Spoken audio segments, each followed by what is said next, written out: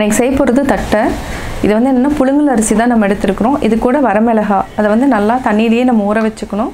First அரைக்கிறப்ப வந்து வரமிளகாயை நம்ம வந்து மிக்சியில் அடித்து போட்டாலும் சரி, ஃபஸ்ட்டு கிரைண்டர்லேயே நம்ம போட்டு ஆட்டிடணும். அதுக்கப்புறம் தான் நம்ம அரிசி போடணும், இல்லைனா மசியாது.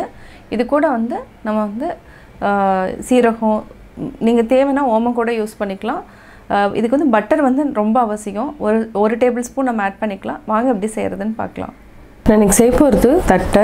இது வந்து தீபாவளி, கிருஷ்ண ஜெயந்தி இந்த மாதிரி சின்ன சின்ன விசேஷங்களுக்கு நம்ம வந்து செஞ்சுக்கலாம். தேவையான பொருட்கள் என்னென்னா, ஒரு ஆளாக்கு அதாவது 300 கிராம்ஸ் வந்து புழுங்கல் அரிசி எடுத்திருக்கேன். அதாவது இட்லி அரிசி இருந்தாவே போதும். சாப்பாட்டு அரிசி வேணாலும் நீங்கள் எடுத்துக்கலாம், தேவையான எடுத்துக்கலாம். இதுக்கு வந்து 10 வரமிளகா, 10லேருந்து 12 உங்களுக்கு காரத்துக்கு தகுந்த மாதிரி நான் வந்து வரமிளகாய் எடுத்து தண்ணியிலேயே ஊற வச்சுருக்கேன். அப்போ தான் ஈஸியாக வந்து நல்லா மசியுங்கிறதுனால. பட்டர் வந்து நம்ம 1 டேபிள் ஸ்பூன் இருந்தாலே போதும். 2 டேபிள் ஸ்பூன் எள்ளு போட்டுக்கலாம். கொஞ்சமாக பெருங்காயம், கருவேப்பிலை கொஞ்சமாக, 3 டேபிள் ஸ்பூன் வந்து நான் வந்து கடலைப்பருப்பை வந்து தண்ணியில் வந்து ஒரு 1 ஹவர் சோக் பண்ணி வச்சுருக்கேன்.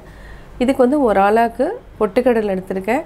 அதாவது இது வந்து என்னென்னா நல்லா மிக்சியில் அடிச்சுட்டு நல்லா சளிச்சு வச்சுட்டுனா இது வந்து அரை ஆளாக்கு தான் வரும். 300 கிராமுக்கு வந்து நம்ம கரெக்டாக பாதி அளவு நம்ம எடுத்துருக்கோம். இது இப்போ எப்படி செய்கிறதுன்னு பார்க்கலாம்.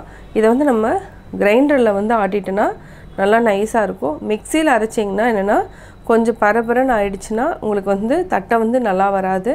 அதனால் நம்ம வந்து கிரைண்டரில் அரைச்சிக்கலாம். ஃபஸ்ட்டு வந்து நம்ம வந்து அதாவது வரமிளகாயை வந்து நல்லா அரைச்சிட்டு, அதாவது நல்லா ஓரளவுக்கு வந்து ஒன்று மிக்சியில் போட்டுட்டு நீங்கள் ஒரு அடி அடிச்சுட்டு கிரைண்டர் கூட ஆட் பண்ணிக்கலாம். அப்படி இல்லைன்னா நம்ம வந்து ஃபஸ்ட்டு வந்து கிரைண்டரில் வந்து நல்லா அரைச்சிட்டு அதுக்கப்புறம் நம்ம அரிசி போட்டு நல்லா அரைச்சிக்கலாம். தேவையான அளவு உப்பு ஆட் பண்ணி அரைச்சிக்கலாம். நம்ம ஃபஸ்ட்டு கிரைண்டரில் போட்டுக்கலாம். மிளகாயை தான் ஃபஸ்ட்டு போட்டு நம்ம அரைக்க போகிறோம். இது கூட ஒரே ஒரு கை வந்து அரிசியும் போட்டுட்டோம்னா நல்லா அரைப்பட்டுரும். நம்ம இடையில நம்ம நல்லா தள்ளி விட்டுக்கலாம். இது நல்லா அரைப்பட்டதுக்கப்புறம் நம்ம வந்து அரிசி ஆட் பண்ணிக்கலாம். பார்த்திங்கனாவே தெரியும் உங்களுக்கு வந்து நல்லா வரமிளகாய் வந்து அரைப்பட்டுருச்சு. இப்போ வந்து நம்ம அரிசி ஆட் பண்ணிக்கலாம். தண்ணி வந்து பார்த்து ஆட் பண்ணிக்கோங்க. இது நல்லா நைஸாக நம்ம அரைச்சி எடுத்துக்கலாம். கிரைண்டரில் மாவு அரைச்சி நம்ம ரெடி பண்ணியாச்சு. பொட்டுக்கடலை மாவு கொஞ்சம் ஆட் பண்ணிக்கலாம். அதுக்கு முன்னாடியே நம்ம வந்து பெருங்காய பொடி இதையும் நம்ம ஆட் பண்ணிக்கலாம். எள்ளு தேவைன்னா நம்ம இன்னும் கூட கொஞ்சம் ஆட் பண்ணிக்கலாம். தேவையான அளவு உப்பு வந்து நான் அரை டேபிள் ஸ்பூன் போடுறேன். போதும், இதே அளவு இருந்ததுனாவே போதும். இப்போ வந்து கொஞ்சம் கொஞ்சமாக பொட்டுக்கடலை மாவை ஆட் பண்ணுவோம். இதை வந்து அதாவது மிக்சியில் அடித்து நான் சளிச்சு வச்சுருக்கேன். தண்ணி வந்து ஜாஸ்தி ஆச்சுன்னா கூட நீங்கள் வந்து இந்த மாவு வந்து ஆட் பண்ணிக்கலாம். அதனால தான் எப்போவுமே என்னென்னா கொஞ்சம் வந்து நம்ம ஜாஸ்தி வந்து அரைச்சி வச்சுட்டோம்னா ஈஸியாக இருக்கும். மீதி இருந்ததுன்னா நம்ம வந்து பூரி மசால் அது எல்லாத்துக்குமே இந்த பொட்டுக்கடலை மாவை ஆட் பண்ணிக்கலாம். இதே வந்து நீங்கள் பச்சை மிளகாயில் தட்டை செய்யணுன்னாலும் நீங்கள் வந்து அதாவது என்னென்னா வரமிளகாய்க்கு பதிலாக பச்சை மிளகாய் ஆட் பண்ணிக்கலாம். அதுவும் நல்லா டேஸ்ட்டாக இருக்கும். அதுக்கு பூண்டு கூட ஆட் பண்ணி செய்யலாம். அதை நான் அடுத்த வீடியோவில் அப்லோட் பண்ணுறேன். இப்போ பொட்டுக்கடலை மாவு போதும், இதுவே கரெக்டாக இருக்கும். உப்பு எல்லாமே நீங்கள் செக் பண்ணி பார்த்துக்கோங்க. நம்ம பட்ரு மட்டும் ஆட் பண்ணிக்கலாம். இப்போது பட்ரு வந்து 1 கியூப் அளவுக்கு நம்ம ஆட் பண்ணிக்கலாம். 1 ஸ்பூன், இது இந்தளவு தான் 1 ஸ்பூனு கொஞ்சமாக ஆட் பண்ணுறேன், அவ்வளோதான். இதுக்கு மேலே ஆட் பண்ண வேண்டாம், இல்லைனா வந்து தட்டை எல்லாமே பிரிஞ்சு வந்துடும். இதையும் நம்ம ஆட் பண்ணிவிட்டு ஊற வச்சுருக்கிற கடலைப்பருப்பு இதையும் நம்ம ஆட் பண்ணிவிட்டு நல்லா மசிச்சு விட்டுக்கலாம். இது நல்லா பிசைஞ்சு விட்டுட்டு நம்ம அடுத்தது சின்ன சின்னதாக உருட்டி நம்ம தட்டை செஞ்சுக்கலாம். நல்லா மிக்ஸ் பண்ணிக்கோங்க. இப்போது ரெடி ஆயிடுச்சு. இப்போது கருவேப்பிலை ஆட் பண்ணிவிட்டு நல்லா பிசைஞ்சிட்டு அதுக்கப்புறம் உருட்டிக்கலாம். நம்ம ஃபஸ்ட்டு இந்த மாதிரி ஒரு சீட் எடுத்துக்கலாம். ஆயில் வந்து அப்ளை பண்ணிக்கோங்க.